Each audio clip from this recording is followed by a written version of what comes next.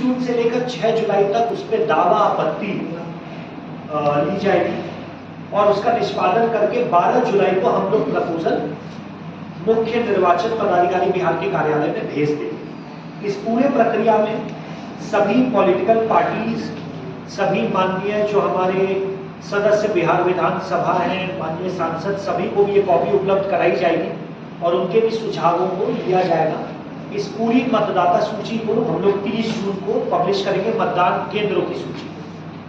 तो एक तो ये कार्य है और दूसरा जो एक बड़ी एक्सरसाइज है वो है विशेष गहन पुनरीक्षण, जिसको हम कहते हैं स्पेशल इंटेंसिव रिवीजन।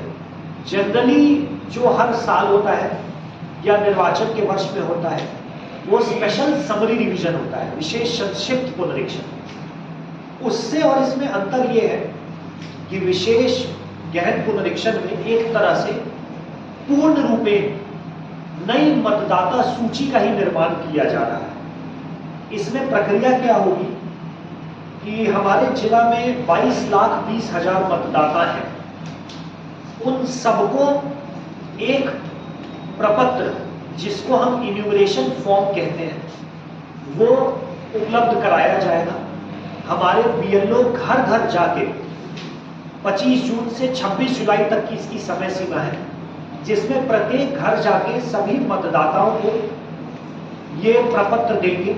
साथ ही साथ कुछ ब्लैंक प्रपत्र भी लेकर जाएंगे कि अगर कोई वहां पर मिलता है जो मतदाता सूची में नहीं है तो वो ब्लैंक प्रपत्र में भी अपनी सूचना भर सकता है। और प्रतिदिन ये प्रपत्र प्राप्त करके बीएलओ ऐप यारोनेट पे उनको अपलोड करना है। जब ये प्रक्रिया खत्म हो जाएगी 26 जुलाई को, उसके उपरांत 1 अगस्त 2025 को ड्राफ्ट इलेक्टोरल रोल पब्लिश किया जाएगा। इसका ये मतलब है कि अगले 1 माह में जिन भी मतदाताओं का ये प्रपत्र प्राप्त होगा उन्हीं के नाम के आधार पर ड्राफ्ट इलेक्टोरल रोल पब्लिश किया जाएगा। तो एक तरह से हम ये समझ सकते हैं कि पूर्ण रूप में नई मतदाता सूची की ही प्रक्रिया की जा रही है।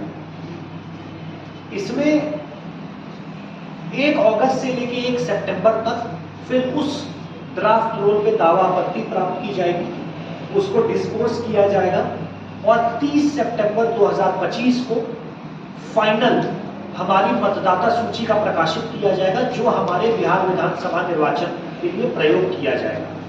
समय समय पर लगातार ड्राफ्ट रोल और अन्य सभी चीजें हम लोग पॉलिटिकल पार्टीज और पब्लिक डोमेन में भी इसको डालेंगे। और इसमें जो इम्पोर्टेंट पार्ट है कि जो ये प्रपत्र जिसको इन्यूमरेशन फॉर्म हम लोग कह रहे हैं, जो सभी वोटर को उपलब्ध कराया जाएगा कि अगर कोई मतदाता नहीं मिलता है अपने निवास पे तो 3 बार उसको विजिट किया जाएगा या इन्यूमरेशन फॉर्म उसके दरवाजे पे लगा दिया जाएगा ताकि वो भर के बीएलओ कलेक्ट कर सके। जो इन्यूमरेशन फॉर्म है,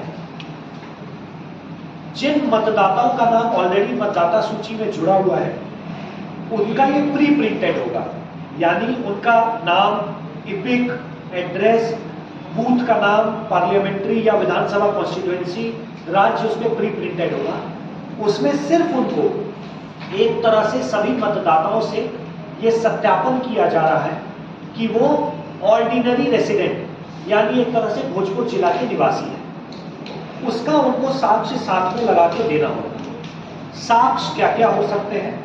अगर वो मतदाता 18 वर्ष से ऑब्वियसली ऊपर है और वो 1 जुलाई 1987 से पूर्व पैदा हुआ है तो उनको अपने साक्ष्य को लगाना होगा, जो ये स्थापित करता है कि उनका जन्म किस तिथि को हुआ है या जगह को निवास पे हुआ है। अगर कोई मतदाता 1 जुलाई 1987 से लेके 2 दिसंबर 2004 के बीच पैदा हुआ होगा तो अपने साथ साथ माता अथवा पिता का भी साक्ष्य उनको लगाना होगा। और अगर कोई मतदाता 2 दिसंबर 2004 के बाद पैदा हुआ है, अपने साथ साथ उनको माता एवं पिता दोनों का साक्ष्य उनको लगाना होगा। ये साक्ष्य क्या क्या हो सकते हैं? इस प्रपत्र के साथ वो साक्ष्य लगाना कंपलसरी है, तभी उनका नाम मतदाता सूची में आएगा। ये हो सकता है कोई आइडेंटिटी कार्ड या कोई ऐसा ऑर्डर जो किसी एम्प्लॉय या पेंशनर को सेंट्रल गवर्नमेंट या स्टेट गवर्नमेंट ने इश्यू किया है, जन्म प्रमाण पत्र, पासपोर्ट, शैक्षणिक सर्टिफिकेट यानी मैट्रिकुलेशन एजुकेशनल या कोई यूनिवर्सिटी से जो रिकॉग्नाइज्ड यूनिवर्सिटी है, स्थायी निवास प्रमाण पत्र, जातीय प्रमाण पत्र, पारिवारिक सूची या उनको किसी प्रकार के निवास का पर्चा या उस तरह का सर्टिफिकेट मिला हो।